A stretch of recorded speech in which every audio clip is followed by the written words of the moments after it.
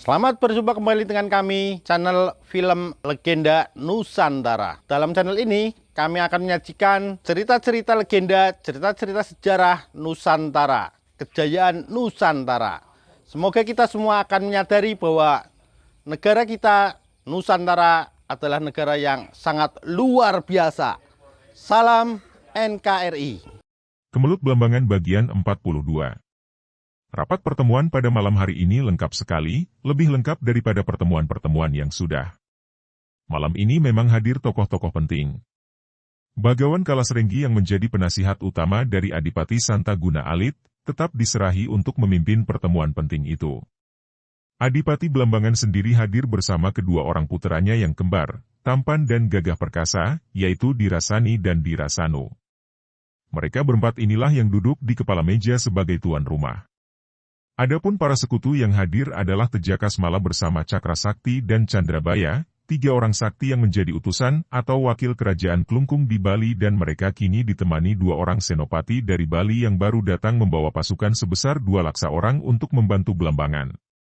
Dua orang senopati itu adalah Made Sukasada dan Kiai Ngurah Pacung.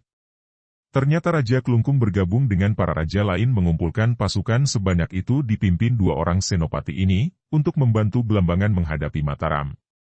Pasukan itu kini telah berkumpul di pantai Belambangan. Hadir pula Arya Bratadewa yang menjadi telik sandi atau antek kumpeni Belanda. Dia hadir ditemani seorang Belanda bernama Kapten Peter van de Chammer yang berusia 50 tahun, bertubuh raksasa, berambut kuning dan bermata biru. Kapten Peter van de Chammer ini juga mendarat di pesisir Belambangan. Dia menjadi kapten kapal Nieuwecheij, sebuah kapal Belanda besar yang mempunyai meriam-meriam besar dan persenjataan lengkap. Kedatangan Kapten Peter dengan kapal perangnya ini membawa berita yang amat menggembirakan pihak sekutu Belambangan.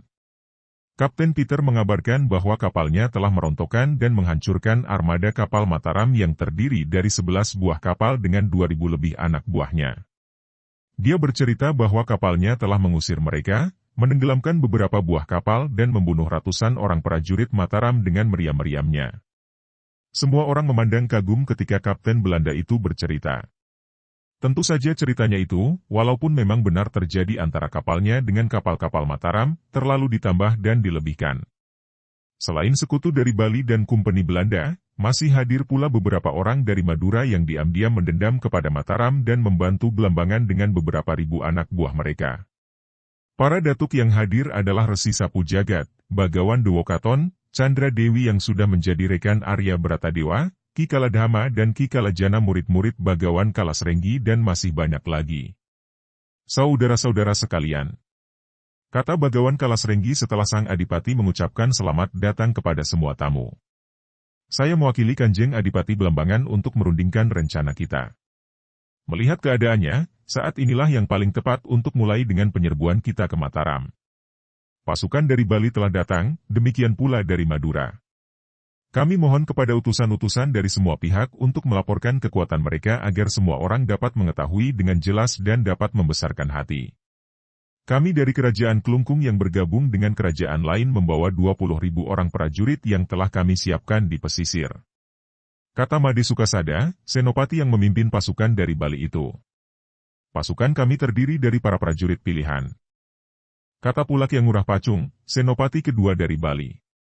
Pemimpin ribuan orang dari Madura yang datang hendak membantu Belambangan melawan Mataram adalah seorang tinggi besar yang mukanya penuh brewok, matanya lebar, sikap dan budi bahasanya kasar. Dia bernama Randu Japang, berusia 50 tahun dan dia pernah berguru kepada mendiang Ki Harya Bakawulung, datuk yang dulu selalu menentang Mataram dan juga tewas dalam perang melawan Mataram. Randu Japang ingin membalas dendam atas kematian guru dan banyak sanak keluarganya, dan dia berhasil menghimpun sekitar 3.000 orang untuk membantu Belambangan. Mendengar orang-orang dari Bali sudah memperkenalkan diri, dia pun berkata dengan suaranya yang lantang dan kasar. Kami Randu Japang dari Sumenep telah menghimpun sekitar 3.000 orang untuk membantu Belambangan melawan Mataram. Sungguh pun jumlah kami hanya sedikit, namun kami terdiri dari orang-orang berani mati yang tidak gentar mengorbankan nyawa untuk menentang musuh besar kami, yaitu Mataram. Bagawan Kalasrenggi atas nama Sang Adipati Belambangan mengucapkan terima kasih dan memberi pujian kepada pimpinan pasukan dari Bali dan dari Madura. Sang Bagawan ini adalah orang cerdik. Dia tahu benar bahwa kalau ingin menang menghadapi Mataram, bantuan dari Kompeni Belanda amat diharapkan. Maka dia lalu memandang kepada Kapten Peter yang duduk di sebelah Arya Bratadewa, lalu berkata sambil tersenyum. Tuan Kapten Peter, Tuan Adipati dan kami semua ingin sekali mendengar, apa yang dapat diberikan Kompeni untuk membantu kami melawan Mataram. Kapten Peter tidak mampu berbahasa daerah dengan lancar, maka dia bicara dalam bahasa Belanda kepada Arya Bratadewa yang menerjemahkannya dengan suara lantang dan sikap sombong dan bangga bahwa dia paham bahasa Belanda. Tuan Adipati tentu maklum akan kedudukan Kompeni sekarang. Semenjak Mataram menyerbu Batavia, sekarang ada semacam perdamaian, walaupun tidak resmi, namun tidak ada perang permusuhan terbuka.